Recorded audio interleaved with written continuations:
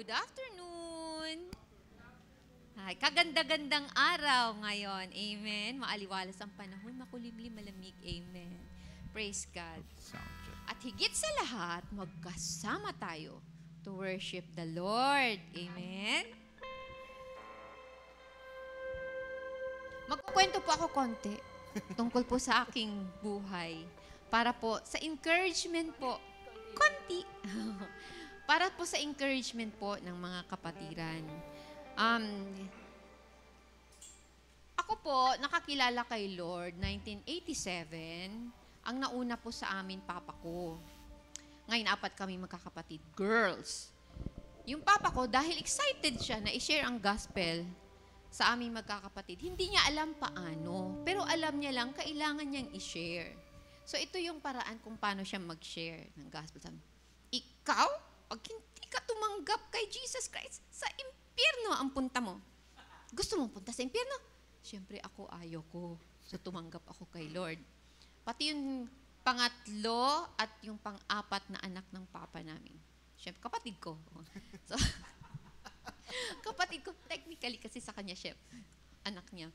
Yung pangatlong anak niya, my second sister, lesbian po siya. For so many years, she is rebellious to the gospel. Yet because of the love of God that we have for God and for our fellow men, kami magkakapatid and my parents, we continually reach out to her and tell her that we love her and that Jesus loves her and Jesus is willing to forgive her and bring her to the kingdom of the Lord. Because Jesus Christ's greatest expression of love for us is when He died in the cross to save us from our sins. And the greatest expression of our love for our fellow men is to share the gospel to them. To share to them the truth that we are all sinners and that we all need God's forgiveness. And that we can only have a relationship with God if we acknowledge our sinfulness and receive Christ as our Lord and Savior. So that is part of God's mandate and God's greatest command, to love Him with all our heart, soul, strength, might, and being, and to love our fellow men as we love ourselves. So that is called grace. The grace of God is we receive God's favor to be called children of the living God, to be part of His holy family, and to be with Him in eternity. We don't deserve that.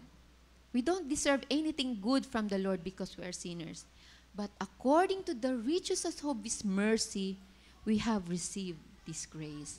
So basahin po natin yung salita ng Lord sa 2 Corinthians 12:9-10. Pwede ko po kayong anyayahang tumayo. Amen. Basahin po natin sabay-sabay. But He said to me, my grace is sufficient for you, for my power is made perfect in weakness. Therefore, I will boast all the more gladly about my weaknesses, so that Christ's power may rest on me. That is why, for Christ's sake, I delight in weaknesses, in insults, in hardships, in persecutions, in difficulties. For when I am weak, then I am strong. Amen. Praise the Lord. Thank you, Jesus, for your grace. Thank you, Jesus. Thank you, Lord.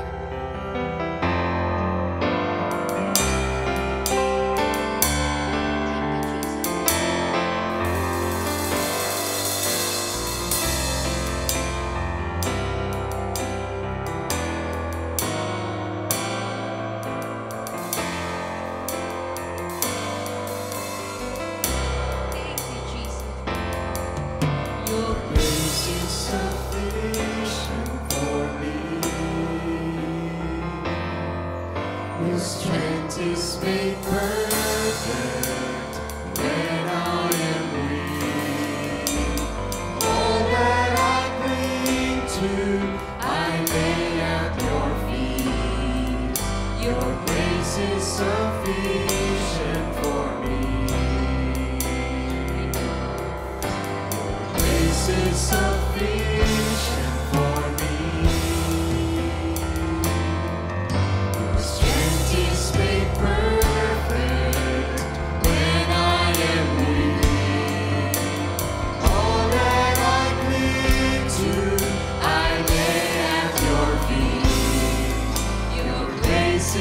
sufficient for me.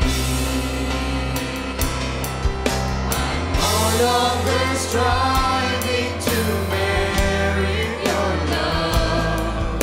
I rest in your promise to me. All of my sins have been washed in your love. Your mercy is all that I need. Your grace is sufficient for me. Strength is made perfect when I am weak. All that I cling to, I lay at your feet. Your grace is sufficient for me. You see me as righteous because of the blood that made the atonement for me. Your mercy has triumphed where I should be judged. So now by your grace I am free. Your grace is sufficient for me.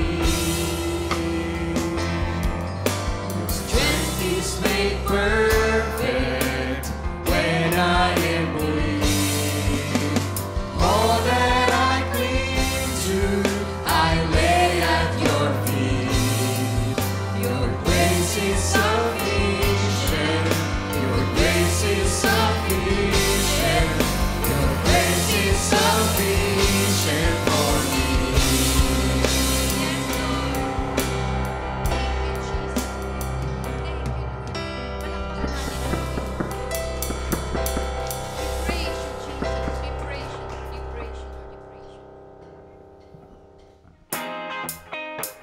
We praise you, O God. We exalt you, Lord. We are one in the Spirit. We are one in the Lord. We are one in the Spirit. We are one in the Lord. And we pray that our unity will one day be restored.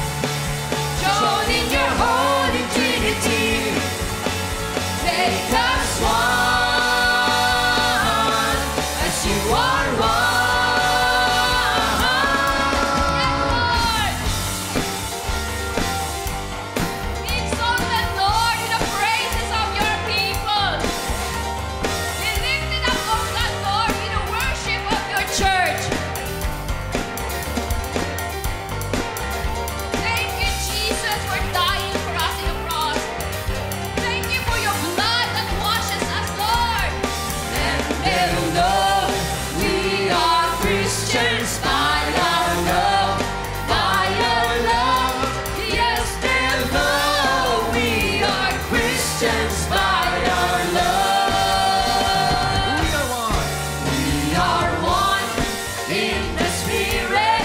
We are one in the Lord. We are one in the Spirit. We are one in the Lord. And we pray that our unity this day will be restored. And they'll know we are Christians by our love, by our love. Yes, they'll know we are Christians by our love, by our love. Yes, they'll know we are Christians by our love, by our love, by our love, by our love. Yes, Lord. We praise you, Jesus. We praise you, Lord. We praise you. Thank you, Lord. Thank you, Jesus. Thank you, Lord, for your words in Romans 10:17. It says, consequently, faith comes from hearing the message, and the message is heard through the word about Christ. Thank you, Jesus, for your word. Thank you, Lord. We praise you, Jesus. Speak the word, speak the word, speak the word. The eternal, infallible word. Speak the truth to me. Let it set me free. Speak the word, speak the word, speak the word. The eternal, divine, holy word. Let it calm my soul, shape and make me whole. Speak the word.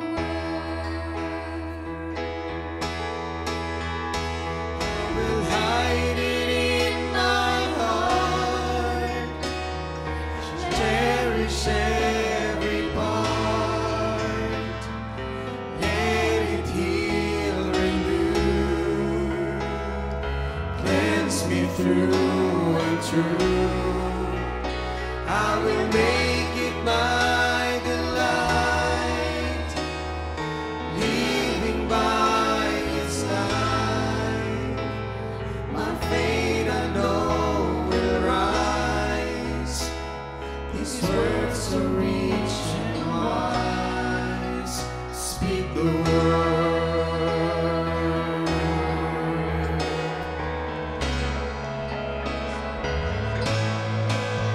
Speak the word, speak the word, speak the word. The eternal, infallible word. Let its power rise to dispel all lies. Speak the word, speak the word, speak the word. The eternal, divine, holy word. Let it light my path as each promise stands. Speak the word. I will hide it in my heart, cherish every part, let it heal, renew, cleanse me through and through.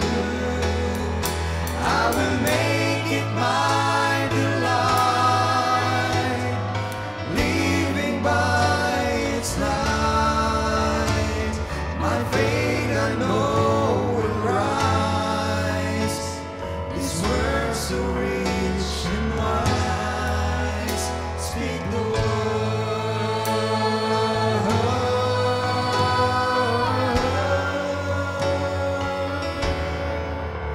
Speak the word.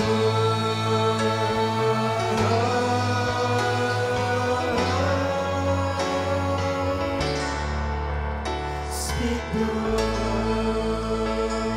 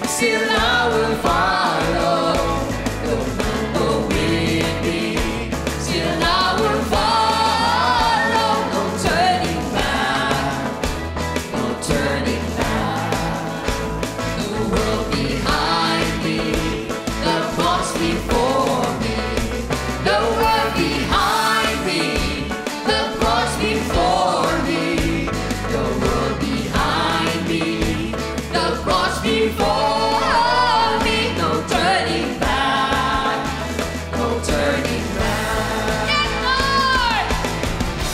I will follow wherever you lead me. I will go wherever you go.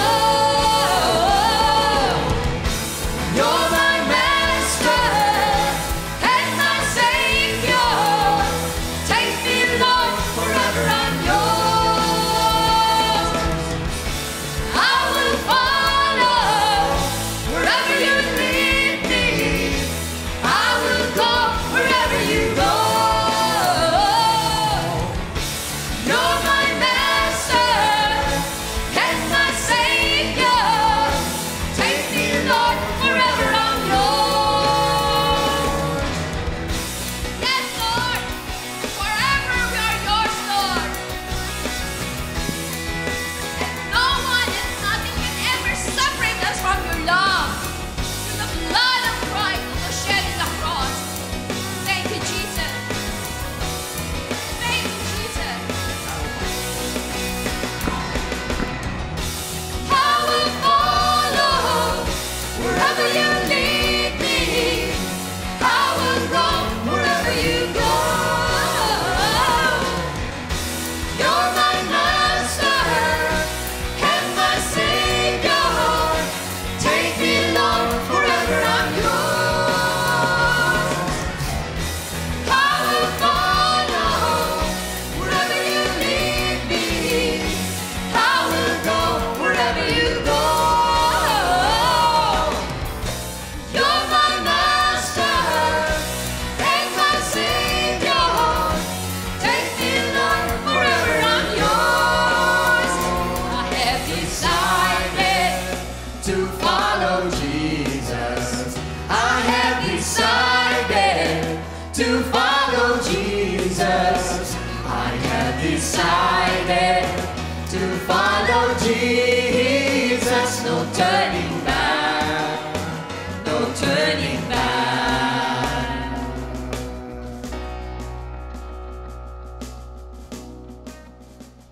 It's by your Spirit, Lord, we can follow. It's by your Spirit, Lord, we can follow. It's by your Spirit, Lord, we can follow. No turning back, no turning back, no turning back, no turning back, no turning back, no turning back. Thank you, Jesus. Thank you, God the Father, God the Son, God the Holy Spirit, three persons in one God. Be exalted, Lord, forever and ever. Amen. Thank you, Lord. Thank you, Lord. Amen. Thank you.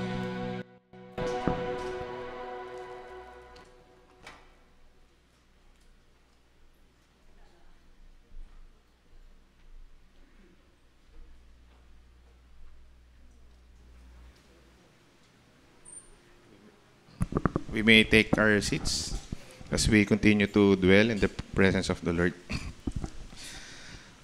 Lord, we praise you, we glorify you, we honor your name, O Lord. Blessed be your name. Lord, salamat Panginoon sa malamig na hapon na meron po kami ngayon. Salamat Lord sa presensya po ng bawat isa. Nawa Panginoon sa aming paglapit po sa inyo ngayon ay katagpuin niyo po kami. Salamat Panginoon sa pagpapakita niyo ng pagmamahal niyo sa amin, sa inyong mayamang grasya, sa inyong mayamang awa sa amin. Thank you for sending your only begotten Son to redeem us, Lord, to save us, Lord, from condemnation.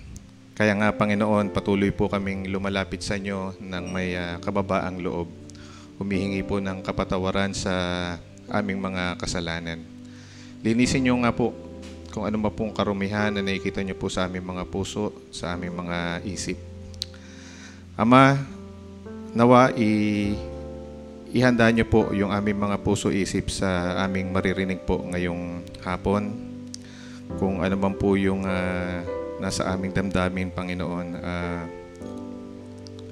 Lord, itali niyo po ang gawa ng kaaway na maari pong gumawa ng hadlang upang makapakinig po kami ng malinaw sa inyong salita. We also lift up to you, Lord, ang aming tagapagsalita ngayon, si Deacon Art. We pray, Lord, for your empowerment, for your anointing upon him. May he deliver your message with power, with conviction. And Lord, give us a receptive heart, a receptive mind, Panginoon. At tulungan niyo po kami, Panginoon, na mailapat po namin to sa aming pang-araw-araw na buhay, sa aming paglakad po sa inyo. Ama, patuloy po namin dinadalangin sa inyo din ang aming bansa. Alam niyo po yung mga challenges na kinakaharap po namin ngayon. Nawa patuloy niyo pong tulungan yung aming mga leaders, simula po sa aming Pangulo, sa aming Vice President, sa mga senators, congressman, governors, hanggang sa mga barangay officials. Nawa, Panginoon, ay magkaroon din po sila ng banal na takot sa inyo. Karoon po sila, Panginoon, ng tunay na puso na magsilbi sa amin, sa kanilang mga nasasakupan, at hindi po yung pansariling kapakanan lang po nila. Lord, dinadalangan din po namin ang inyong iglesia. Ito pong GCF Santa Rosa. Tulungan niyo rin po kami mga leaders. Give us, Lord, wisdom and guidance, direction sa mga nais niyo pong ipagawa po sa amin. Lord, bigyan niyo rin po kami ng karunungan, sapat na karunungan sa pagpili po namin. Ngayon po ay panahon na po ng nomination. Lord, gabayan niyo po kami sa aming pagpili ng mga leaders na susunod po sa mga susunod na 2 taon. Gabayan niyo rin po sila, Panginoon, at tulungan na tunay na mapangisawaan po ang inyong iglesia, ang inyong tupa, ang inyong kawan. Lord, patuloy namin dinadalangin din yung aming mga kapatid na nasa banig din po ng karamdaman. We pray, Lord, for your healing, for your recovery, Panginoon, sa kanilang mga sakit. Patuloy na provision din sa kanilang mga gastusin. Patuloy niyo pong gamitin, Panginoon, yung mga medication na kanilang iniinom, yung mga doktor na tumitingin sa kanila upang mabilis po silang maka-recover sa kanilang kinalalagyan. Dinadalangin din po namin yung aming mga kapatid na naghahanap po ng trabaho. Lord, we pray, Lord, for your provision upon them. At Lord, maingat po namin tinataas ang lahat ng ito. At binabalik po namin pinakamataas sa papuri at pagsamba. Nadalangin po namin ito sa pangalan ni Jesus. Amen.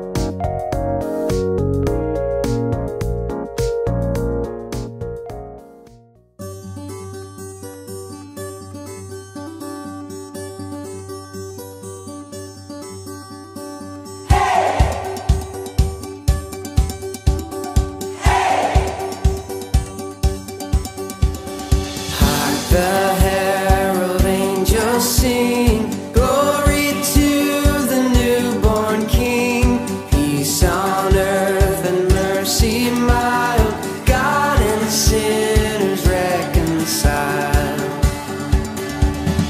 Joyful all ye nations rise, join the triumph of the skies, with angelic hosts proclaim, Christ is born in Bethlehem. Hark the herald angels sing, glory to the newborn King. Hail the heaven-born Prince of Peace, hail the Son of Righteousness, light and life to all he brings, risen with healing in his wings. Mild he lays his glory by, born that man no more may die, born to raise the sons of earth, born to give them second birth. Hark the herald angels sing, glory to the newborn King. King of heaven, come down. King of heaven, come now. Let your glory reign, shining like the day. King of heaven, come. King of heaven, rise up. Who can stand against us? You are strong to save in your mighty name. King of heaven, come.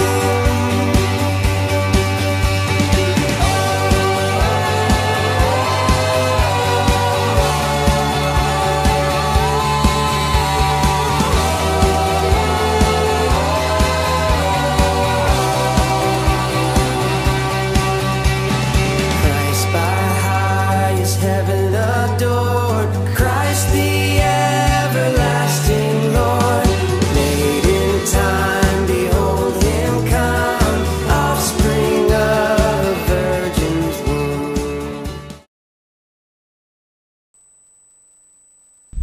Yan. Merry Christmas. So good afternoon yan. Kasi tayo ano na talaga yan. So yan. Masaya po ba magpapasko na? Ayan. Sana wag tayong ma-stress ha. Ayan, so malapit na po, no. So bare months na. Kaya yan po ay ating simula na naman. But praise God, muli alalahanin na natin muli ang kapanganakan ng ating Panginoon. So yun po, siguro bago po tayo magsimula yun, good afternoon. Baka pwede pong batiin niyo po yung mga katabi niyo rin ng good afternoon. Yan po. Yan. So yan po. Ayan. Sige po. Yan. So ngayon po ay nandito po, yun po, third service at ito po ay, if you will recall po sa mga nakaraang linggo, tayo po ay nasa serye, no? It's a series on Tama Ministry. Yan, ministry or Tama Ministry. So yan po, no? So at ito na po yung ating ika-4, no? At sa mga nakaraang linggo, nakita po natin yung dito po sa pagtuturo po sa atin na yun nga, no? Tayo po ay binayaan ng Panginoon. We have been given by the Lord. We have been gifted by God. Meron tayong mga gift, talent na binigay po sa atin ng Panginoon. Hindi po para sa ating enjoyment lang, yun po, but lalo pa, ito po ay binigay po sa atin, sabi nga, is that we have been gifted so that even yung mga nagtuturo po, di ba nakita po natin, even our elders and mga workers po, they are gift, no? Be given by the Lord para po sa iglesia in order para po tayo lahat, sabi nga doon, to do the works of the ministry. Maturuan tayo as well to do the works of the ministry and then for the building up of the body. So tayo rin po ang gagamitin din ng Panginoon to build up the body. At ngayon, we're in the last part about, siguro inisip nyo, mentoring. Ano bang kinalaman ng mentoring? Diba? Doon sa ministry, no? Doon sa series natin. At isa nga po dito is that isang way po, no, na ginagamit din po ng Panginoon, ginagamit din ng Panginoon yung bawat isa po sa atin. Okay, na para maging mentor din po. At mamaya, bigyan po natin din ng mas malinaw pa. No? But allow me to give this introduction na yun nga, na nabagamit po tayo, na lalo pang kung ano po yung binigay sa ating gift, pwede pong gumamit din po ang Panginoon ng iba pa para po tayo masanay palalo, lalo na po when we talk of ministry. And kaya ito po yung ating tema, become a mentor, developing people around you or around us. At if you will look at the Bible, is that even po hindi lang po ito limited yung mentoring, sabihin natin, di ba pang lang yung Brad, pang elders lang, work, deacons, or mga ministry heads sila nagbe-mentor. But if you will see in a broader context, lahat po tinawag.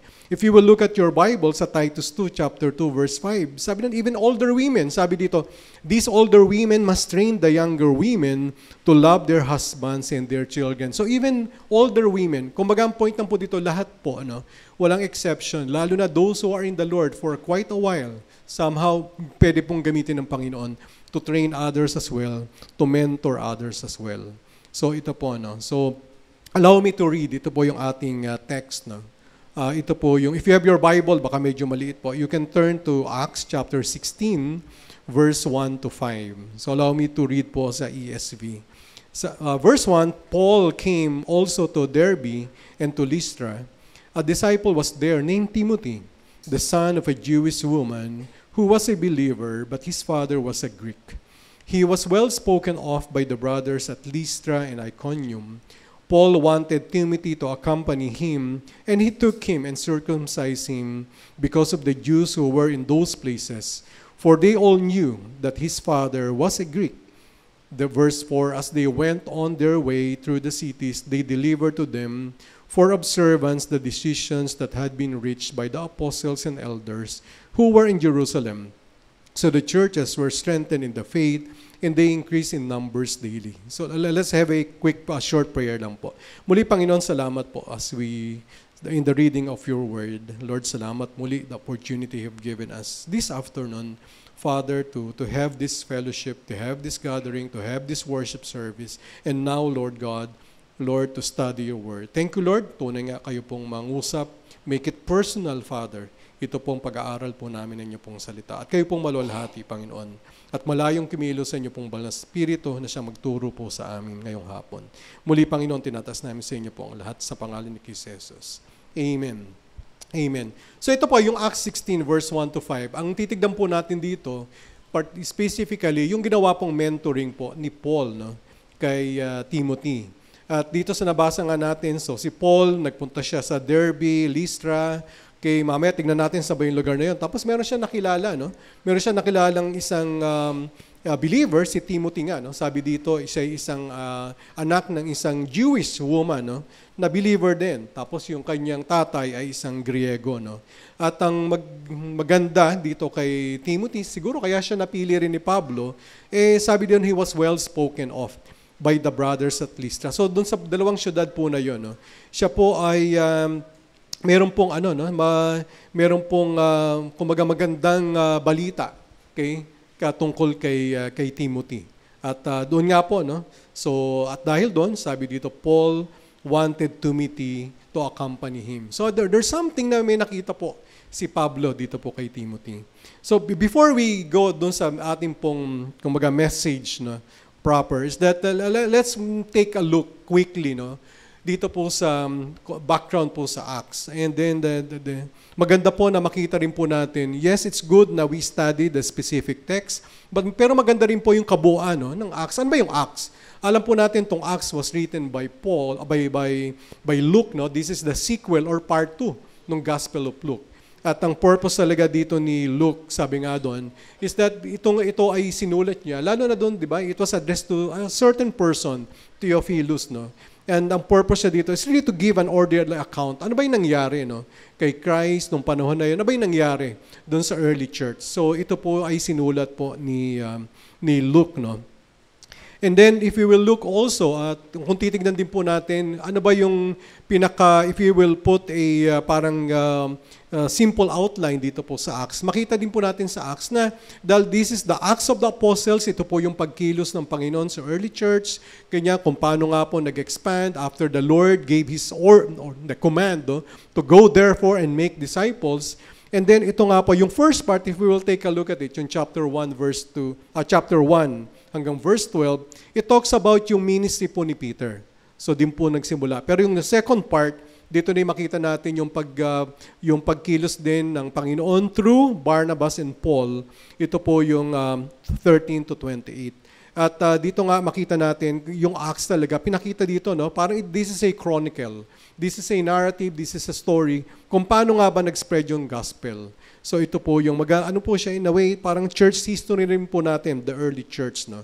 At yun po yung quick. Maganda po nalaman natin yung background kasi in the bigger context, yun po yung kaya meron pong ganitong pagtawag, meron pong ginagawa ang Panginoon, ito nga po through the life of Timothy, paggamit kay Paul, para nga po to extend further yung kingdom, no? To be able to reach out to other places.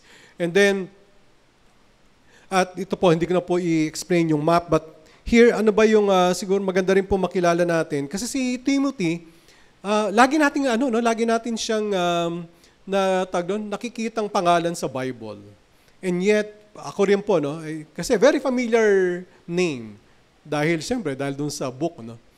Kung meron siguro magtanong sa inyo, kilala mo ba si Timothy? Yan, kilala ko si Timothy. Di ba siya yung si First Timothy? At siya rin yung si Second Timothy. So baka yun lang po yung alam natin. Pero sino nga ba to? Ba't pa si Paul sumulat pa ng personal letter, no? Kay Timothy. Ano bang meron? So, kaya maganda po na even before we try to learn from the mentoring of Paul kay Timothy is that makilala rin natin, no? Si Timothy. Dahil kahit po ako ganon. Una, akala ko si Timothy, ano ba siya? Di ba siya yung naging pastor ng Ephesus? Ay, hindi pala, no? Sa pag-aaral ko rin po, nalaman ko na hindi pala. No? Although there's some they said na ganon. Pero most of from what I have read, hindi siya naging pastor dito sa Ephesus. Again, you can do your own study as well. Okay. So, yun nga, no? So, hindi lang maganda na makilala natin si Timothy, mas maigi pa kung mas malaman din natin paano ba siya naging Timothy. Bakit na lamang ba si Paul very much na ano ba yung purpose si Paul dito para kay Timothy?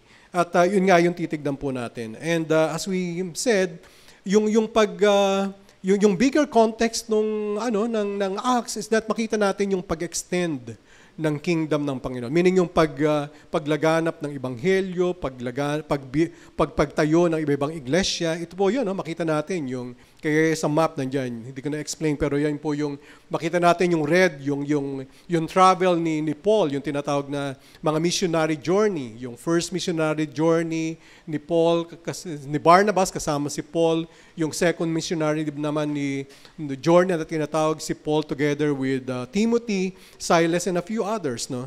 And ito po yung ginawa ng Panginoon para, kumbaga, in the bigger picture, merong ginagamit ng mga personalidad ng Panginoon para magawa niya yung kanyang purpose. And that is to expand His kingdom. At ngayon, patuloy din po.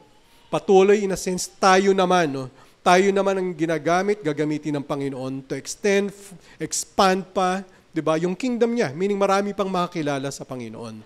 Kaya mahalaga, tayo makita rin natin sarili natin in the bigger context na binabaga o sa bigger story na ginagawa ng Panginoon. Kaya bawat isa po sa atin, we need to mentor someone. We need to extend, kasama tayo, na ginagamit, we have been gifted by the Lord to build up the body, to train the body so that yun nga, ma-accomplish natin to go and make disciples, no, in many places, yun po, no, especially within our family, within our community. Yan. So yun sabi ko nga po kanina, si Timothy nga ba, no, naging ano po ba siya? Naging pastor po ba siya, no? Siguro before I go to the next text, is that, yun nga po, no, yung si Timothy pala, he is a worker. He's a helper. He is an assistant. He is an apostolic representative ni Pablo. So yun po si Timothy. Kaya makita po natin mamaya, no, na kaya pala si Paul, sorry for the term, parang kumbaga sa Tagalog, lagi niyang bit-bit. Meron siyang laging bit-bit. Bukod kay kasama niya lagi si Timothy, meron pa iba, si Silas siguro, very familiar name din. At iba pa, iba mahirap i-pronounce na.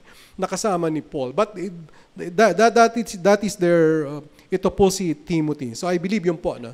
Somehow nakilala na natin si Timothy, and I hope that will help.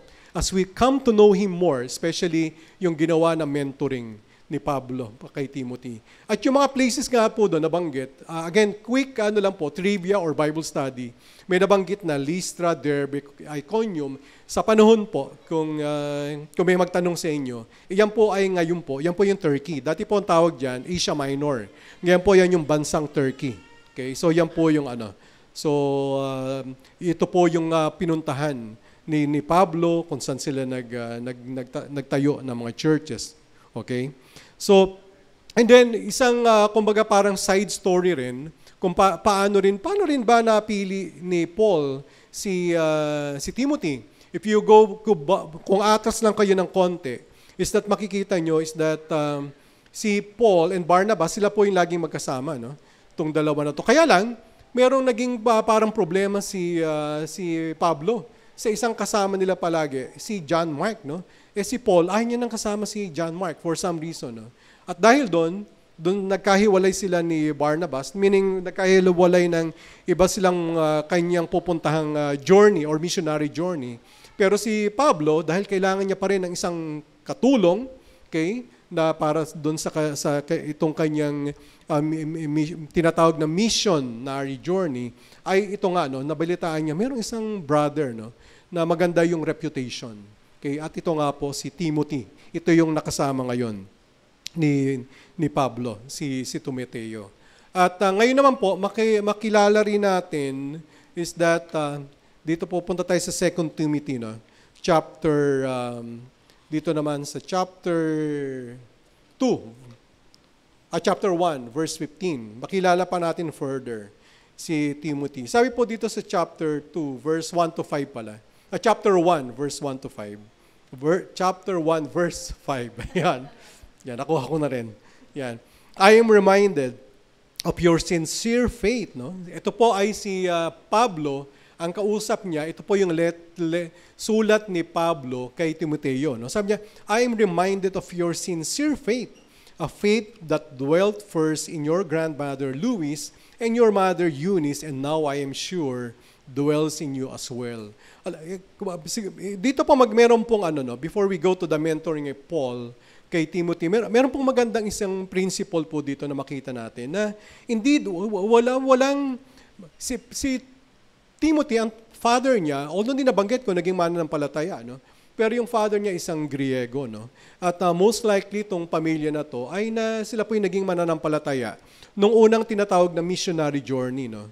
Ni Pablo. Pero one thing po na kagaya po nabanggit ko sa mga first and second service, it's come to think po, no? Sabi dito, no, a faith that dwelt first in your grandmother. Kaya sabi ko, kaya yun dito po. Kayo pong kung meron po mga lola dito, ay kayo po ay pwede pa rin gamitin ng Panginoon. Pwede pa rin kayong maging mentor. Isipin niyo po siguro nagsimulang maging mananampalataya talaga si Luis, no? Then tapos sunod yung mother ni Timothy, si Eunice, no? And they are all women. At sila po yung unang nag-mentor po kay dito po kay Timothy, no?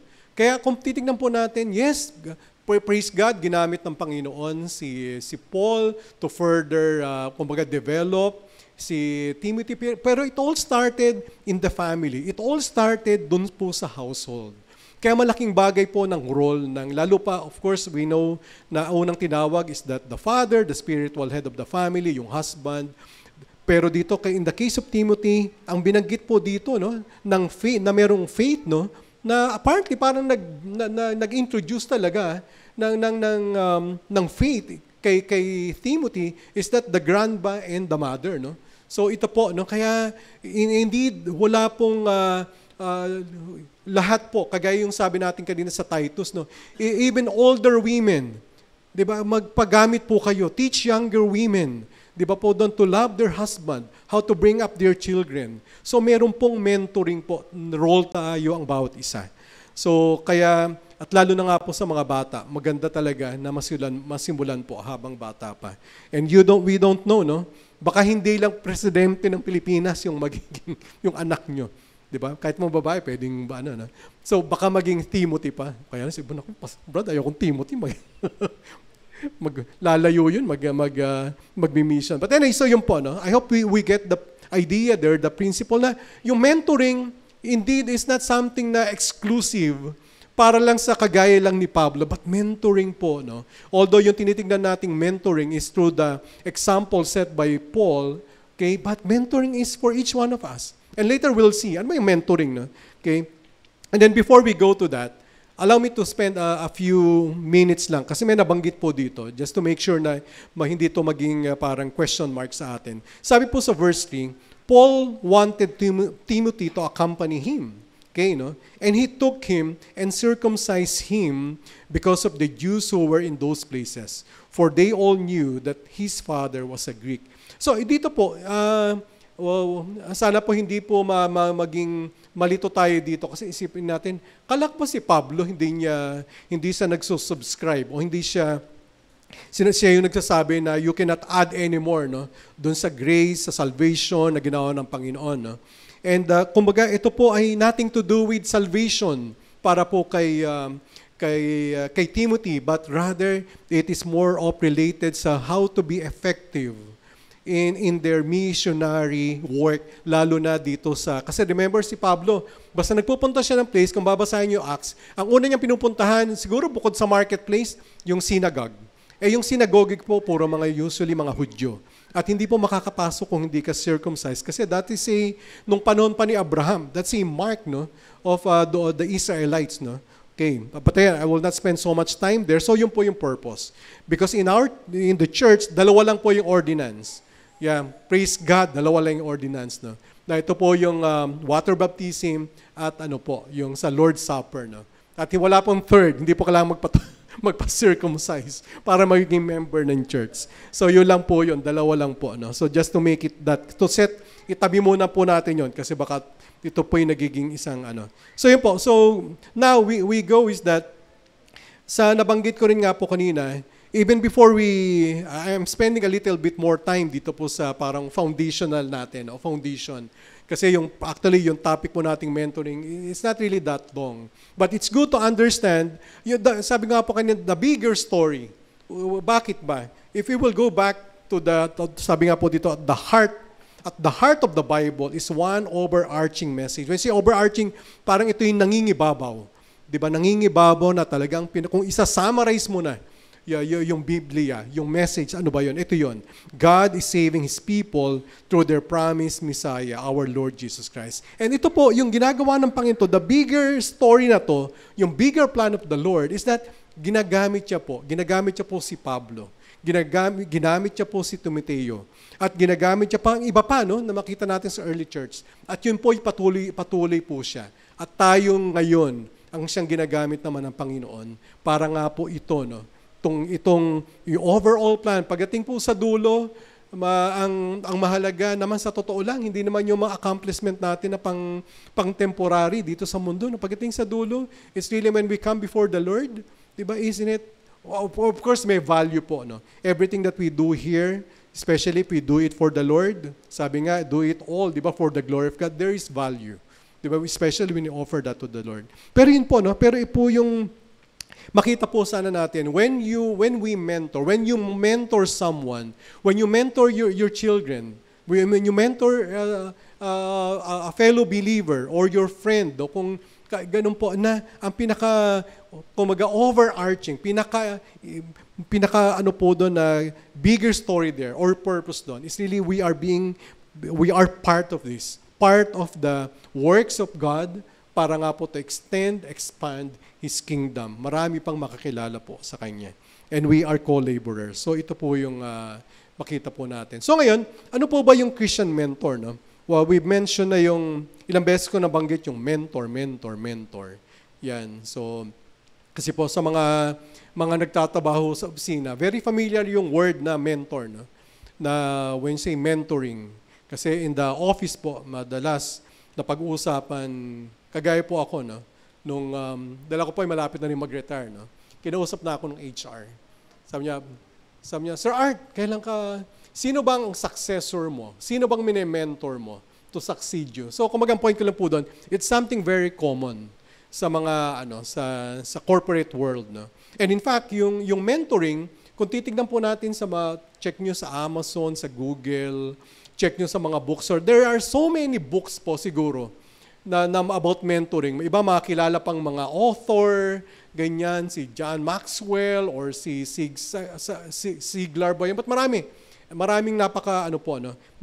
more for the corporate. And here, I intentionally did not make any reference to anything na hindi naman sa there's something wrong with that, but that's more corporate. This is something mentoring in a more important context, di ba? Ika nga, meaning this is about spiritual mentoring. And there's no other place to get that, di ba po, is that to learn, no? To get it from the scripture, to learn from the example set by Paul and others as well. So yung word po na mentor, sa Tagalog po, kung titingnan sa English Tagalog, sabi doon ay tagapagpayo, tagapagturo. Pero feeling ko parang medyo kulang yung Tagalog translation. Pero sabi nga dito, the word mentor is defined as a wise, and trusted counselor or teacher, So, ibig sabihin, the reason why you seek mentor, because there's some wisdom from that person, meaning wisdom na ginagamit ng Panginoon through that person, something that you can trust. Also a teacher as well. And sabi rin po, yung Christian mentor is someone who support, in a mas malawak, supports another believer through a relationship for the purpose of long-term development growth. Kumbaga, the reason why there is mentoring is in order to help develop, na yung person na kung ano yung gift niya, magamit pa siya. Okay?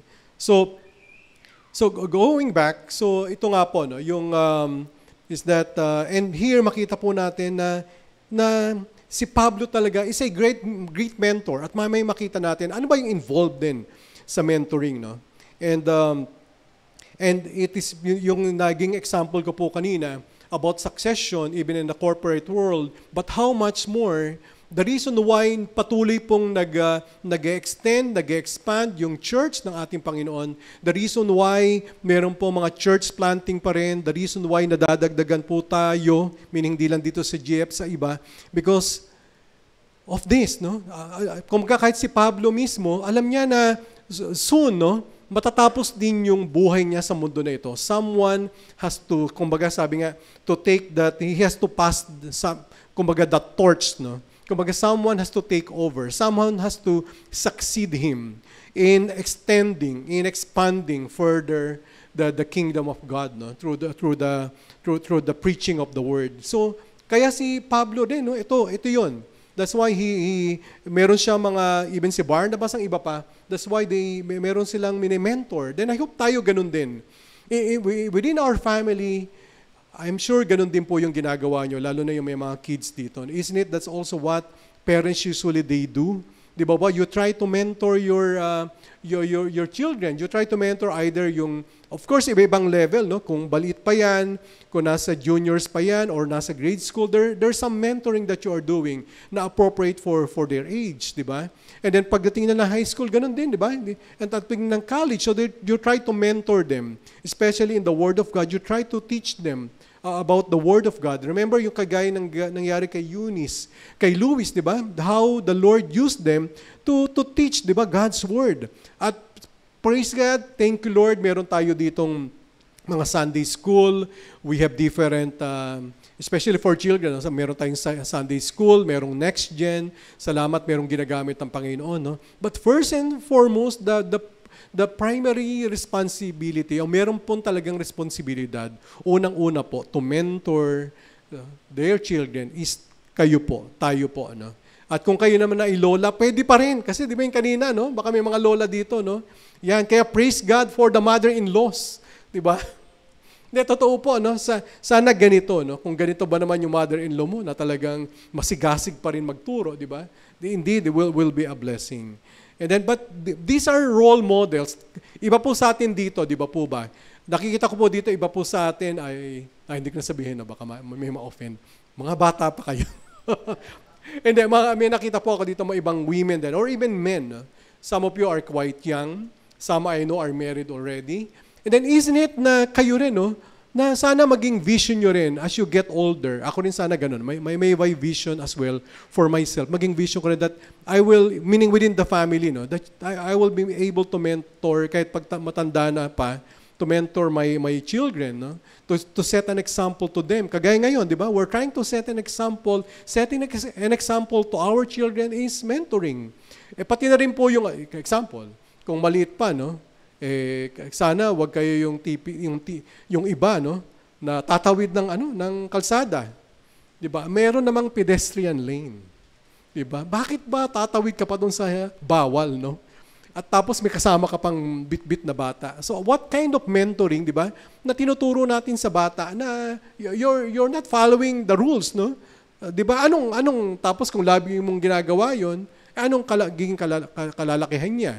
Di ba po ba? Yung mga nagda-drive po dito, di ba? What kind of mentoring kung kasama yung anak nyo, kung, sorry for the term, sorry pa, kaya naka-record ata tayo. Sabi ko sana, wag na yung term. Kung hindi maayos na lang, no? Hindi maayos, yan. Yung inyo pong pagmamaneho, di ba? And you're setting an example. Ako po, no, yung kilala ko ng anak ko noon, talagang kung nung kabataan ko, no, medyo bata-bata pa, walang sinabi yung ambulansya, no? So, ngayon, no? So, ganun po, no? So, that's my point. Kasi we mentoring, hindi something to na parang so grand na, okay, mentoring is a step 1 for this month. Ito yung what we will tackle as a topic, second half of the year, para kami programa ng mentoring. Hindi yun, no? But mentoring is something that happens on a daily basis. In fact, yung mentoring po ng ating Panginoong Jesus, it's really about a lifestyle kind of mentoring. Hindi naman ang ating Panginoong Jesus, nung tinuruan niya yung mga apostles, is that hindi naman siya yung parang, okay, sige, ako yung magsisimula na yung aking public ministry. Meron akong 3 years, ha? Sige, ngayong year 1, first half of the year, kayo mga disciples ko, etong programa natin, di ba?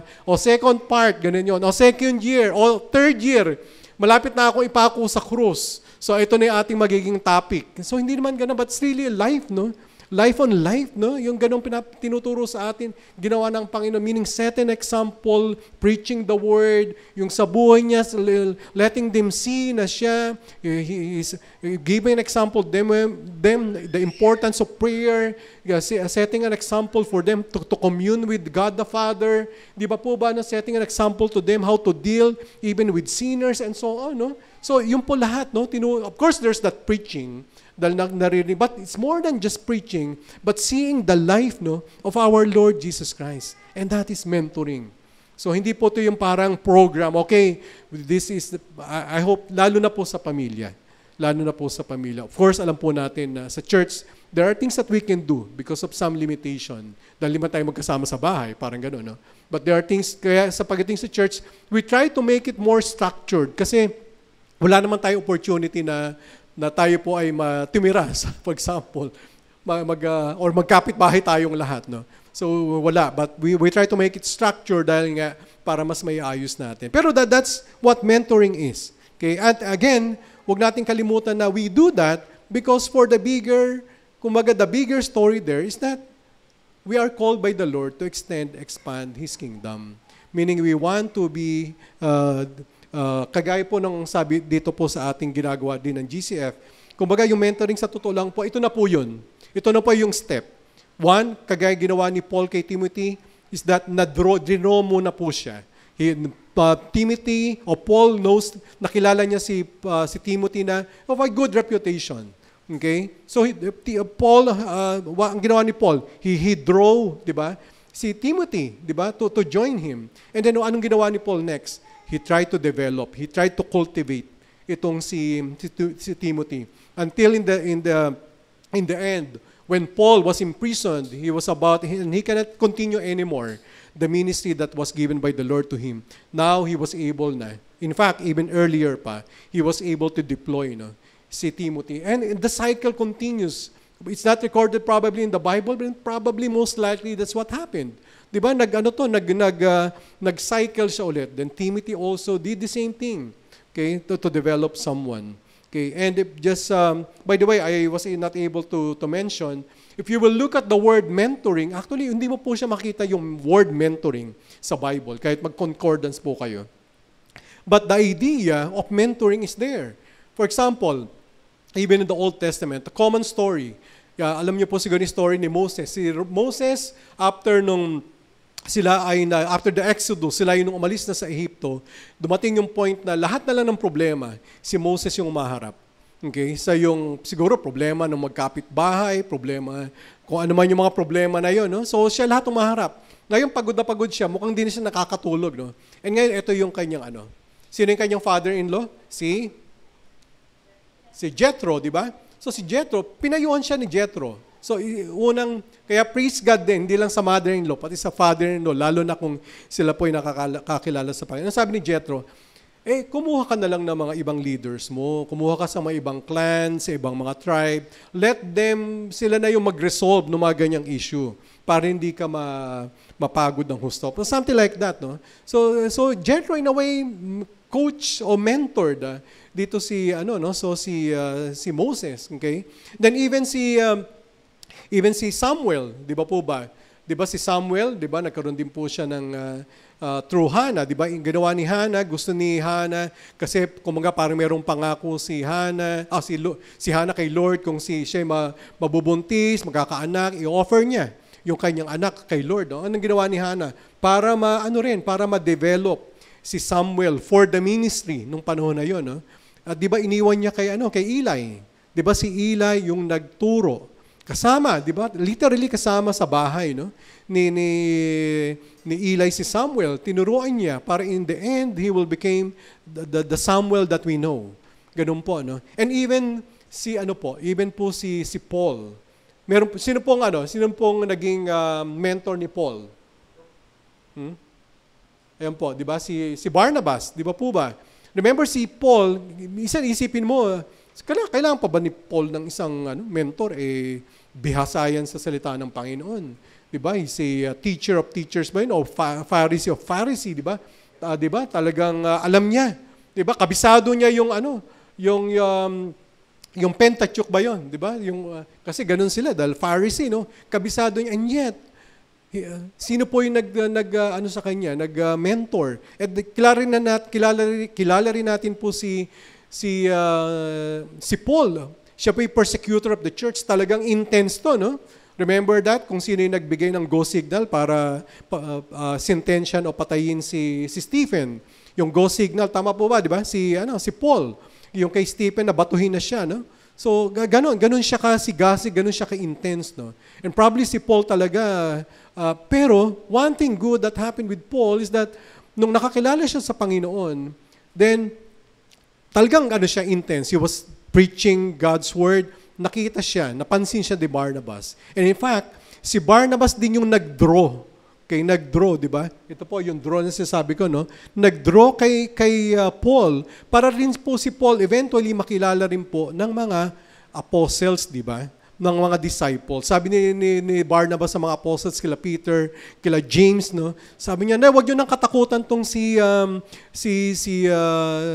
Paul. Kasi ganito, siya, kilala ko siya, ganyan. He is also preaching. He is no longer a persecutor. Then ginawa ni Barnabas, siguro dahil nga si Paul masyadong intense, and di ba si Barnabas, di ba, yung mga nag-esta dito, ano yung ibig sabihin ng pangalan ni Barnabas? Di ba? Encouragement, no? So, ito yung, I believe, nahawa si Pablo, no? To be an encourager as well. To be able to encourage as well. And at ito yung nakuha niya kay Barnabas. And in fact, si Barnabas probably knew as well. He learned that from Barnabas na alam niya, hindi ka pwedeng solo flight when it comes to ministry. Because si Barnabas, lagi yung ginagawa niya, there's someone nakasama siya. Okay? And that's what but Paul learned as well. Ibig sabihin po natin dito, yung nagme-mentor sa atin, because of that setting of an example, we learned as well how to do things better because we will learn from our mentor. So, ganun din po tayo, no? Again, I go back to the family, sa pamilya po. Kaya malaking bagay po na we set an example dito po sa ating mga anak. Sana po tayo maging, rin po tayo, masigasig, mag-aral din po ng salita. At tunay yung maipamuhay po natin yun. Because habang nandyan po, kasama nyo pa, pwede nyo po silang turuan. Pero there will come a time, mahirap ng turuan kasi hindi mo nakasama. No? And syempre, hindi naman sa dahil mahirap na, because the reality there is that they will become adult as well. They will have their own lives as well. Hindi naman pwedeng masyado mong i-shelter, no, yung yung inyong mga anak. So yun po, no. So ito po yung ngayon, yan po. So tanong tayo, so ano ba yung involved, no? Dito po sa ginawa ni Pablo na mentoring process. Okay, so what is involved in the mentoring process? And mentoring, makita po natin dito dalawa, no. One, it is a lengthy process, meaning mahabang proseso. At ginagamit ko na lang po yung, para lang natin mas maintindihan, yung ginagamit ko po lagi example na lang sa bahay, sa tahanan. Again, lalo na po yung may mga anak po dito. Lalo na po yung mga kagaya ko, no? Medyo malapit ng mag-senior. So, ibig sabihin, kayo po yung nagpalaki na rin ng inyong pong mga anak. Ibig sabihin, alam nyo po na isa po siyang proseso. Diba? Hindi po siya, hindi siya yung tipo ba, okay, o naturuan na kita ng 5 years, ha? Siguro yung 5 years old mong anak, ha? Naturuan ka na, o 10 years old ka na, pwede ka nang mag-isa. Hindi naman ganun, di ba? It's a long process. Marami pa yung mga magagawang mali, tuturuan mo ulit. Then it involves a lot of time na panahon po. No? So ganun din po, no? When we mentor someone, and tayo din po, when we are being mentored, it's a process. There are things that will happen to us na pwede rin pong gamitan at mamaya makita rin po natin, no, paano ginawa ni Paul. Pero yun po yung unang principle dito is that it's a lengthy process. It involves a lot of time. Ito po yung ginawa po ni Pablo kay Timothy. At from here, we'll look at some scriptures po. No? Makita natin yung ginagawa ni Pablo dito kay Timothy. Again, these are what we will do here. Tignan po natin yung mga ilang scriptures. And somehow we learn, makita natin that indeed this is isang proseso po ito, isang oras. Kaya tayo rin po sa iglesia, no?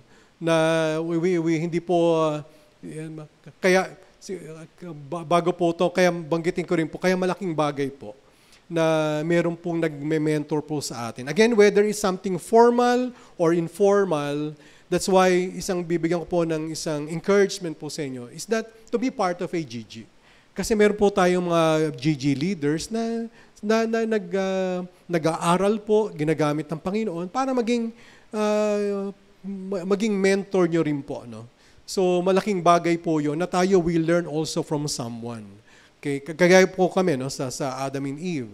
Merong iba po sa amin, matagal na mag-asawa, meron mga young couple pa. And many times, no, we are thankful to the Lord. We will hear, di ba, na they are so thankful, sasabihin ng mga young couple na merong ganitong mga, mga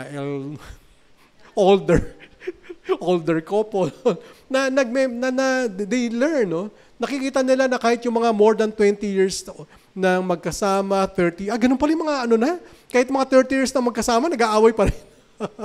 So, pero hindi po yung sabihin, nakita na the reality, no? Then how couples cope with every situation. They learn from that.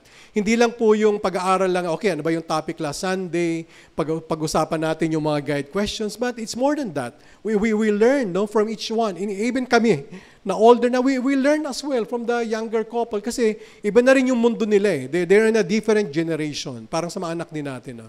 They're in a different generation. Minsan yung lengguwahe nila, hindi ko maintindihan. So we learn as well how to minister na as. So yun po, no? So yun lang po yung kaya encouragement po na sayang po yung mga opportunity. Meron tayong Open GG, we have GG. Karamihan po dito, they meet online, okay? So sana po ito po yung these are means of grace na binigay po sa atin ng Panginoon para po tayo ay lalo pang lumago, lalo pang ma-develop whatever gift na meron pong binigay ang Panginoon. Di ba po ba? At ito po ay magamit po sa iglesia. Sa different ministry, meron tayong mga evangelism, ushering, exalting, di ba po ba? And other ministries pa. And pinakamahalaga po din doon, or isa sa mahalaga din doon, hindi lang po magamit sa church, even lalo pa sa pang-araw-araw nyo.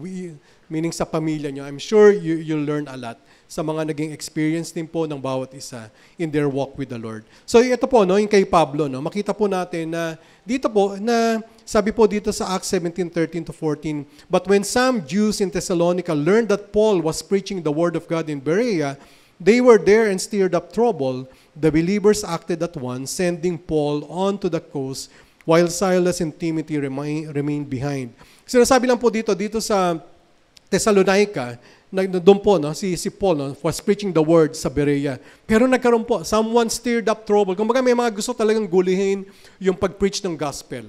Meron po mga persecutor po dito. No? So ang ginawa po nila dito is that rather than siguro, kung ano man ang gawin nila kay Pablo, okay, iningatan nila si Pablo. Pero ang ginawa naman ni Pablo, iniwan niya si Silas at si Timothy, no? Doon sa lugar na yun. Ano po yung purpose doon? Again, part of Paul's mentoring for Timothy. Meaning because they are new believers, hindi pwedeng iwan lang ni Pablo na paano na yung mga bagong believers. Kasi nga, they're trying to proclaim the gospel in those places dito sa Thessalonica or Berea. They are new believers. So what did Paul did? Okay, I have these two assistants. I have this helper. I have Silas and Timothy. So I can leave them behind so that they can continue the work that I have started. So that's part of mentoring. Hinahayaan ni Pablo. Hindi niya sinishield. Hindi niya hindi siya overprotective. Naku, baka meron din gawin. No? I'm sure the reason na iniwan din ni Pablo tong dalawa, most likely siguro talagang si Pablo lang talaga yung gustong i-persecute ng mga taga doon. No? So iniwan niya itong dalawa. No? So parang tayo din, in our family, we cannot always shield our children. If there are things happening, no? Sa ating pong sa mga pamilya, ano man po yung mga crisis na nangyari sa family and everything, it's good po na in their, kumbaga, kasi depende sa edad, no? In a way that they will understand. Okay? Kumbaga, let that be a mentoring opportunity. Either sa mga parents po dito, or even siguro sa mga in-laws, kagaya nakita po natin. So let that be a mentoring opportunity. Rather than shielding them sa mga problema na nangyayari. It could be someone, when you say problema, it could be something, it could be financial, it could be some loved one na talagang matindi yung sakit, ganyan. There's some sickness or talagang serious na may sakit sa family, loved one. Meaning, we let them somehow use that as a mentoring opportunity for them to grow in their walk as well. Kagaya yung ginawa ni Pablo. And then, dito naman po sa Acts 18:4-5, let's read po. No? Sabi po dito, each Sabbath found Paul at the synagogue trying to convince the Jews and the Greeks alike. And after Silas and Timothy came down from Macedonia, Paul spent all his time preaching the word. He testified to the Jews that Jesus was the Messiah. So yung synagogue pong tinatawag dito, ito po yung sa Corinto, no? Na ang ginawa din ni Pablo is that, kasama niya, by setting an example by preaching the word, sabi niya, he testified to the Jews that Jesus was the Messiah. Paul spent all his time preaching the word. So po yun, again, pinakita niya, ito yung part of the mentoring. Set an example that this is how, siguro parang sabi ni Pablo, this is how the word of God is preached, di ba? Okay, this is how I preach the word. Kumbaga, parang let me learn from me. Okay, so ganun po yung ginagawa ni Pablo. And they were there for quite a time, no? And then, ganun din po, no? Yung ibang scripture dito, we will skip. Ganun din po yung ginawa niya. Even in the next, dito naman po is that, dito naman, I'll just to put some emphasis dito, is that, ganun din po, no? So they went to Macedonia, Achaia, pero gusto ko palang bang bigyan ng emphasis dito, yung underline, no? Is that, ito po, no? Mapapansin natin dito, inintroduce din ni Pablo si Timothy, no? And Erastus, sabi niya, he sent his two assistants, okay? Timothy and Erastus ahead to Macedonia while he stayed a while longer in the province of Asia. So dito si Paul, no? He's starting, or probably he's doing already, trying to deploy them. Remember, no? Yung draw, develop, deploy, no? So Paul is trying to deploy them already, okay? To minister. So that's part, no? Of the mentoring na ginagawa. At yung isa po dito na ginawa din ni Pablo, no? Yung sinabi ko nga na, talagang gusto niya si Timothy ma-expose talaga, no? Remember tong sa First Corinthian Church, no? O yung Corinthian Church. So many problems po dun sa Corinthian Church. Nandito po yung naghablahan, nandito po yung yung sa mga relationship, ganyan po. Sometimes incestuous, yung minsan yung sa kanilang communion, breaking of the bread. So maraming problema po. And yet, sino po yung pinadala ni Pablo? Hindi si Pablo yung nagpunta. Sabi niya po dito sa 1 Corinthians 14-17, "That is why I sent you, Timothy, my beloved and faithful child in the Lord, to remind you of my ways in Christ, as I teach them everywhere in every church." No, si Timothy, yung kanyang pinadala po, no? So ito po yung ginawa ni Paul. So I hope we follow po, no, yung nangyayari po dito, no, na it's a process, it requires time. So ganun din po tayo. Sana po, no, then tayo naman po sana rin po tayo rin as a mentee naman. When you say mentor, di ba, may nagtuturo, no? Mentee tayo yung tinuturuan. Sana po tayo willing din to go through the process. Tayo rin po is willing also to spend time. Nung ano po, ito man po ay, ikwento ko lang po, no? This is, kumbaga, this is glory to God kasi nandito yung mga classmate ko dati sa Estre. So, nung pandemic, no? Praise God po. Hindi praise God, merong pandemic. Pero nung nagka-pandemic po, kasi nag-Estra na kami noon, no? Bago mag-pandemic, ang naging isang challenge noon is that paano na yun? No? Paano na yung aming Estra every Monday, pandemic na, no? So how can we continue? How can we continue in studying God's Word, learning, ganyan?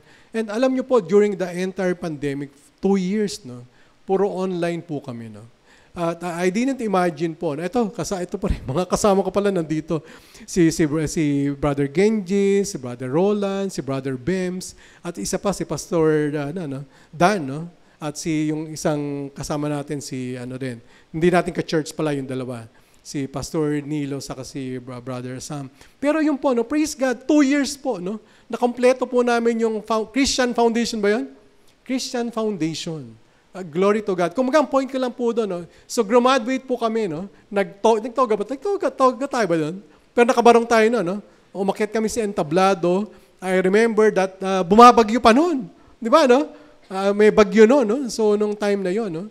At di ba, no? So for 2 years.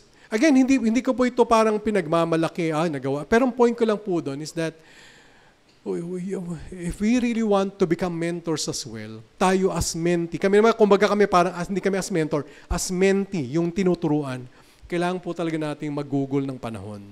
Kailangan nating dumaan sa proseso. Ganun po. When say proseso, hindi yung proseso na maraming exam, no? Hindi po yun, no? May proseso, maraming pwedeng mangyari, no? As we are being mentored by someone. Okay? There could be even personal problems. How do you do that? So yun po, no? So malaking po yun, no? Kaya yun po, no? Kaya kung meron pong akong nami-miss, but hindi ko nami-miss yung sakit dahil nagkasakit din po ako ng COVID at medyo matindi. Na-miss ko po yung time na yun, no? Di ba, no? We were able to study God's Word. Imagine, meron kami nagtuturo sa amin si Pastor Nicky. Di ba, no? So, ang sarap promotion na rin pala. So, nagsimula na po ulit yung wisdom ba? Ano kayo? Poverty and Wisdom, si Pastor Chad. Amerikano po yun, pero ang galing mag-Tagalog. Kaya nakakatuwa po, mag-attend po kayo. Kakasimula pa lang. Attend po kayo. Kung magang point lang po, there's a process. It requires your time. I hope you will also invest your time as well para kayo ay lumago din. Kasi makita po sana natin the bigger picture. The bigger picture is through you. Diba? Through each one of us, we have been gifted. Magamit po tayo ng Panginoon to expand further His kingdom. So yun po, no? At ngayon po, doon po sa next part tayo, medyo skip ko na, yung affirmation and encouragement. Yan po, no? So mentoring involves affirmation and encouragement. Kumbaga, hindi lang po to aral. No? Hindi lang to puro sermon, parang gano'n. No? Di ba kahit po sa tahanan nyo, no? Hindi man palagi mo nang pinapagalitan yung anak mo. O kaya yung husband mo, lagi yung husband yung pinapagalitan ng wife, no? Hindi man laging gano'n. Meaning, there's affirmation, there's encouragement. Isn't it gano'n, di ba? Sometimes, you have to encourage your kasama mo sa bahay, di ba? In the same way, in the church din, hindi pwedeng lagi na lang gawa, puro ganon, puro work. Di ba? You need affirmation. You need encouragement. Di ba? At ganun yung ginawa ni Pablo po. Ano? At ano ba yung affirmation? Ito po, no? Whenever I put some definition po dito, kasi para rin po sa akin, kasi sometimes I struggle, ano nga ba ibig sabihin ng affirmation? Kaya maganda po, makita natin. When you say affirmation, lalo na Christian, affirmation, these are statements, sabi nga, derived from Bible verses that Christians can use to affirm their faith in God. So yun po, no, mga scriptural. Sometimes we call it, minsan meron kayong mga memory verse na pinangahawakan nyo. No? Sometimes you affirm. No? Sometimes we use God's word to affirm who we are. Meaning we affirm our identity in Christ. Diba? Sometimes, lalo na kung medyo down ka, Lord, ito na naman, walang laman yung pitaka ko. Diba? Walang ganito, walang ganyan. But sometimes, hindi man sometimes, but it's good. Sometimes we find our identity in others, or we find our identity in whatever situation where we are. Lalo na sa ating buhay na in our social status. Sometimes we try to find our identity there, but rather instead affirm that the truth that you are a child of God. Diba? Ito, hindi Lord anak mo ko Parang gano'n, no? I'm a member of your household. You have adopted me into your family. Diba? That's our identity. Diba? Kumbaga kaya yung mentoring ganun po, when you mentor someone, sometimes the person is medyo down, okay? Then you affirm na who he, especially kung Christian po yun, you affirm. Alam mo Brad, alam mo sis, alam mo anak ka ng Diyos.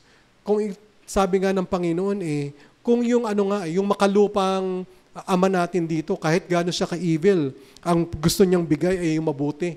How much more our Father in heaven? Di ba? Na there's no anything evil in Him, but only good and perfect gift comes from above. And you are a child of God. Ikaw yun. Di ba? Yun po, it's an encouragement. It's an affirmation. Yun po yung ibig pong sabihin natin. That's mentoring is part of that. And I'm sure, ganun din po ginagawa niyo sa pamilya. And even sa GG, di ba? That's what we do as well. Hindi lang puro turo, meaning ganun. But we affirm, no?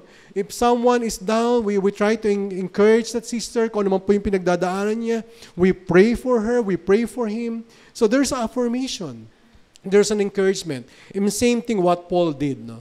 So, kaya, kumbaga, there are some scriptures here na I mentioned. Siguro at bukod po dun sa affirmation dito is that yung nabanggit din ni Paul, no, na to the point yung kanilang relationship naging hindi lang fellow worker, fellow believer, but in the end, sabi ni Paul kay Timothy, my child, kumbaga, ang turing na niya kay Timothy, because there's that relationship already, is more than just being a fellow worker, fellow brother, but more so, naging tinuring niya na parang anak. Siguro I'll jump to dito sa sa scripture na to, no? Is that makita natin yung meaning part of mentoring as well, no? Bigyan ko lang ng emphasis that even Paul, sabi ni Paul dito, no, I thank God whom I serve as did my ancestor. Sa 2 Timothy to, no, chapter 1, verse 2-7. Sabi ni Paul, with a clear conscience, as I remember you constantly in my prayers, night and day.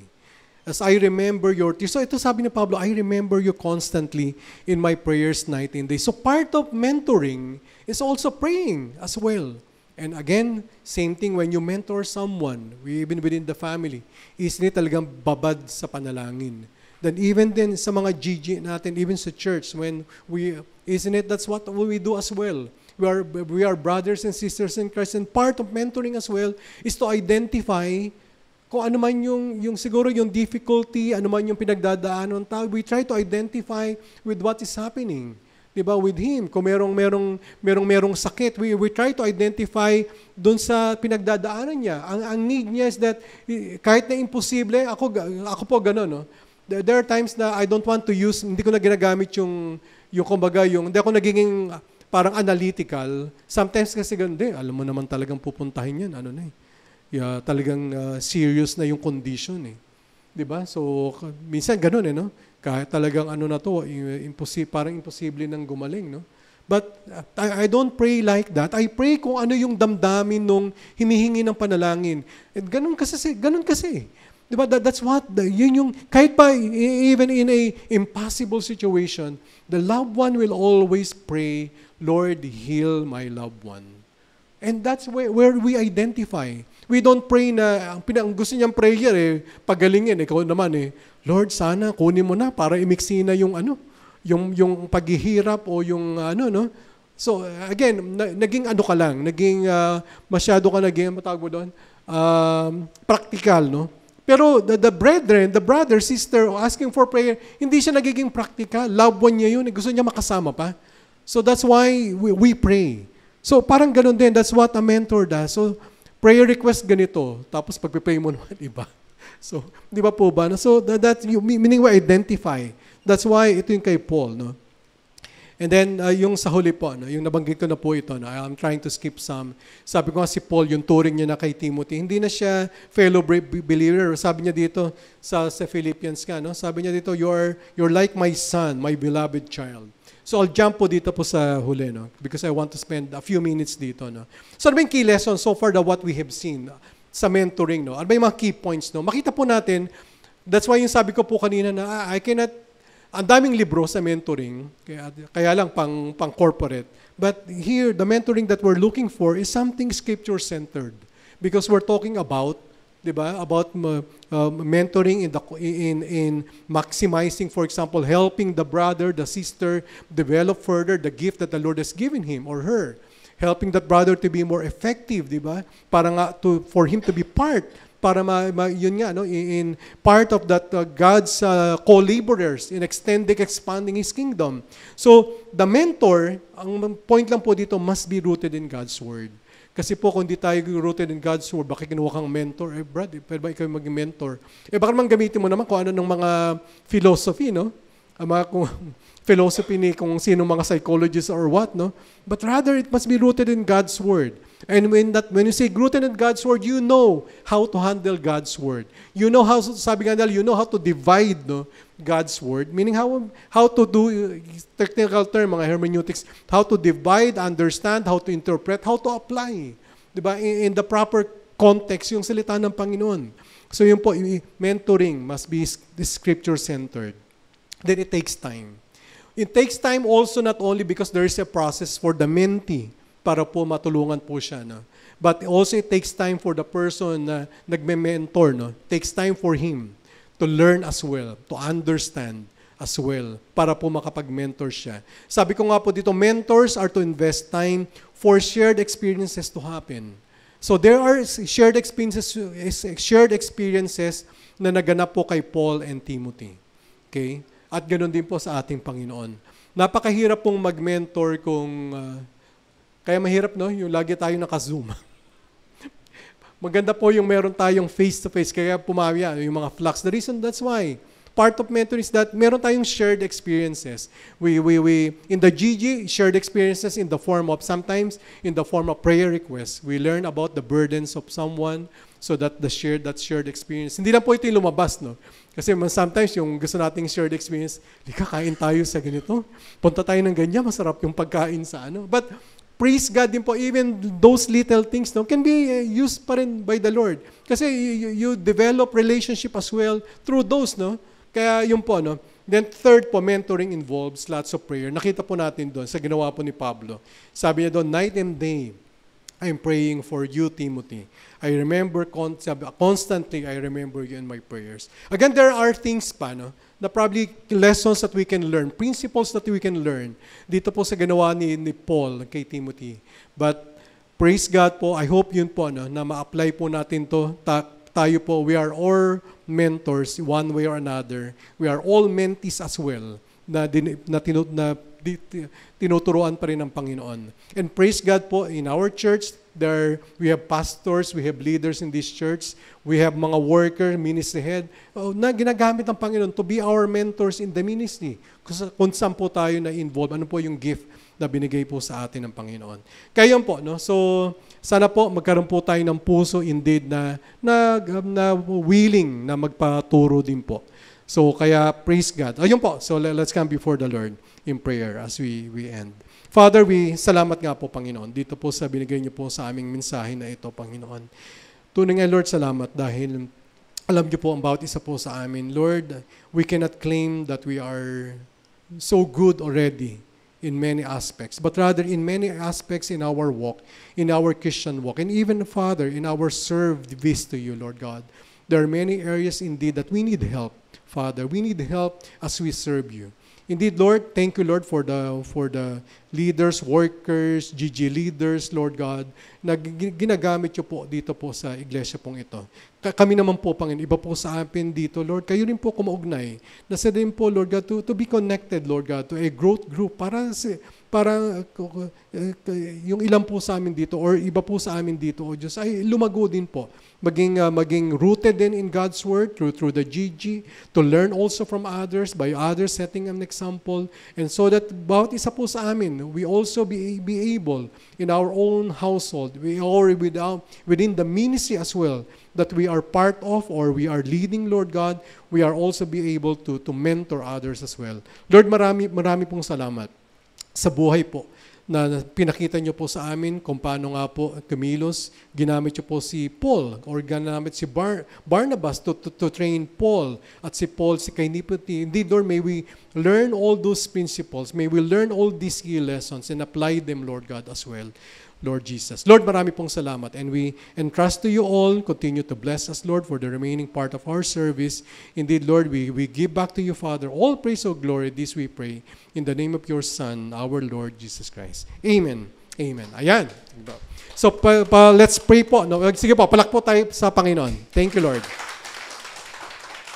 So, dako po tayo sa ating gracious giving, sa tithes and offerings po natin. So let's pray. Lord, muli po marami pong salamat. Salamat po sa mga blessing na binibigay niyo sa bawat isa. At salamat po sa mga magbibigay dahil indeed, Panginoon, sila rin po, Lord, ang ginagamit niyo po, ang bawat isa po sa amin. Lord, to answer the needs, Lord God, of your church. Lord, muli, we commit this to you and we entrust to you all. Indeed, may this be used, Lord God, for the glory for your church and for the building up of your body. This we pray in the name of your Son, our Lord Jesus Christ. Amen. Amen. Yan.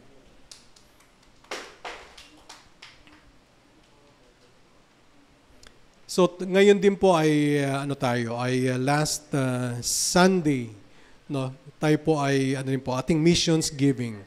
So yung sa missions giving po, no, habang imiikot po sila, ito po yung meron tayong mga outreaches sa Silang, sa rehab, sa jail, sa Kalamba, at iba pa po, no, na baka hindi ko nabanggit. So, but ito yung mga major outreaches po natin. Dito po natin din po ginagamit ito pong mga sa mission. So let's pray as well. Muli, Lord, dito po sa aming missions giving, indeed, we thank you, Lord, that you have given us the privilege, Lord God, to have all these outreaches. Again, Lord, we come to you, Lord. You are our provider, and you use each one, Lord God, to meet, Lord God, the needs of this church. And we entrust to you, Father, Lord God, Lord, the gift, Lord God, that brethren, they are about to give, and indeed, may you bless them as well. Lord, this we pray in the name of your Son. Amen. Amen.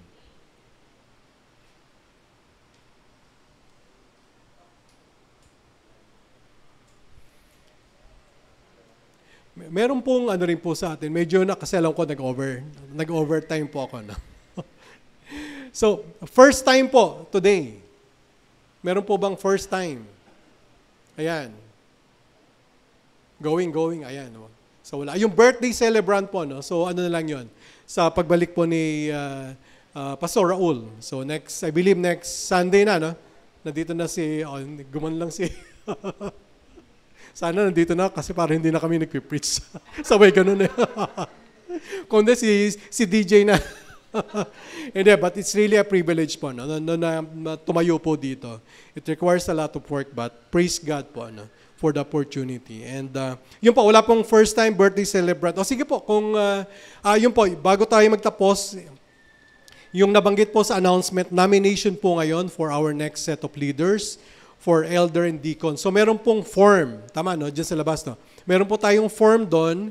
So for the members po, ito po yung ating nomination. So you can get that form and yun po, nominate Yun po. And sana po sa pag-nominate po, no, pwede nyo pong balikan yung 1 Timothy, yung Titus, nandun po yung qualification na requirement po ng ating Panginoon to be leaders of the church. Then isang announcement din po, yung mga iba po, no, siguro dahil naman to, yung sa church camp, yan po, no, baka hindi pa kayo register, so malapit na po. No? And then yung isa po, meron po yung mga young adults, yun po, meron tayo, yan, tayo, no? Yan, the coordinator lang po ako. So, yun po, na meron pong gathering sa young adults after the service. Okay, so can we all stand up kung wala ng announcement, I believe, no? Okay na tayo, so let's pour our benediction. So, allow me to read tong Ephesians chapter 3, verse 20 to 21. Now to Him who is able to do immeasurably more than all we ask or imagine, according to His power that is at work within us, to Him be glory. Amen. Amen. Praise God. Ayun po. So, tayo po palakpak po sa ating Panginoon.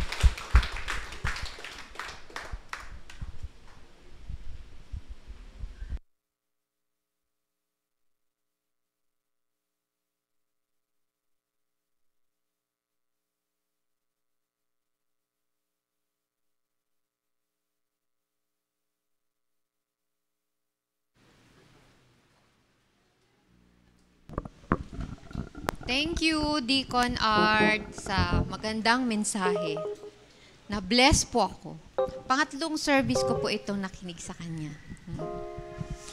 Support, wife. Totoo po yun. Alam niyo po ba na ang ginagamit ng Lord para sa expansion ng kanyang kingdom ay tayo po. Ginagamit po ng Lord ang mga pastor, ang mga deacons, ang elders. Pero tayo po, ginagamit tayo ng yung mga regular members. Mag-reach out po sa mga kapatid nyo, sa pamilya, kamag-anak, office mates, kapitbahay. May the Lord bless us with this grace to abide in Him and obey Him and follow Him. Amen. Kantahin po natin yung They Will Know that we are Christians by our love. Amen. Praise God. Amen.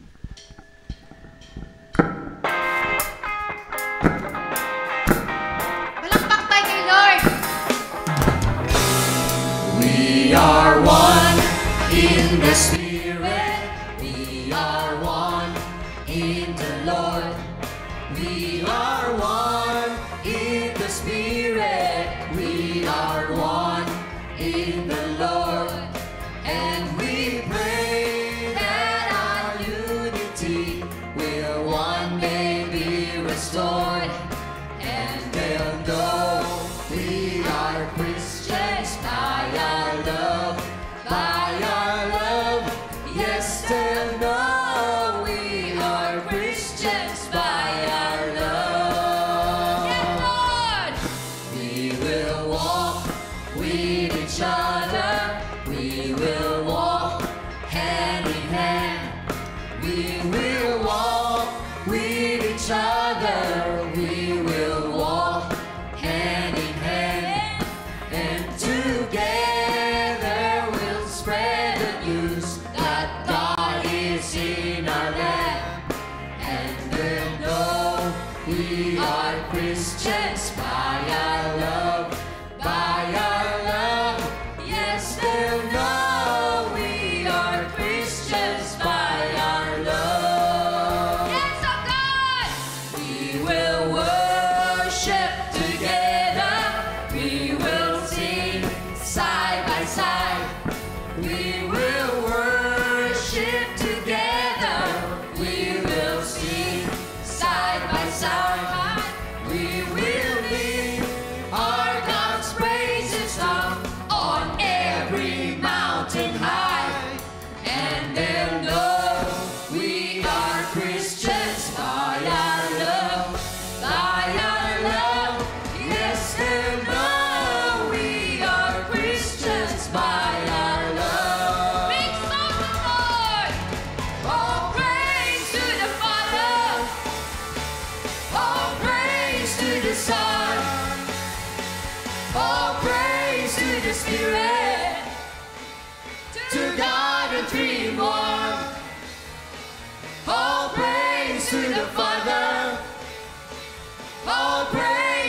the Son. All praise to the Spirit. To God the Three in One. Such perfect unity. Joining your Holy Trinity. Make us one.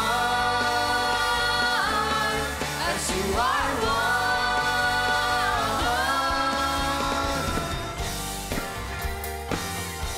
Lord, we praise you, Lord.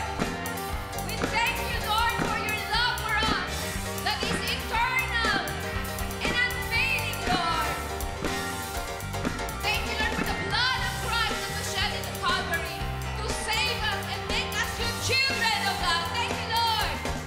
And then though we are Christians by our love, yes, then though we are Christians by our love, we are one in the Spirit, we are one in the Lord, we are one in the Spirit, we are one in the Lord, and we pray that our unity this day will be restored, and they'll know we are Christians by our love, yes, they'll know we are Christians by our love, yes, they'll know we are Christians by our love, by our love, by our love, by our love. Yes, Lord. Thank you, Lord, for this love you've given us in Christ. Thank you, Lord. God bless you, mga kapatid. See you next Sunday. We are in the Spirit, we are one in the Lord. We are one in the Spirit, we are one in the Lord. And we pray that our unity this day will be restored. And they'll know we are Christians by our love, yes, they'll know we are Christians by our love, yes, they'll know we are Christians by our love, by our love, by our love, by our love.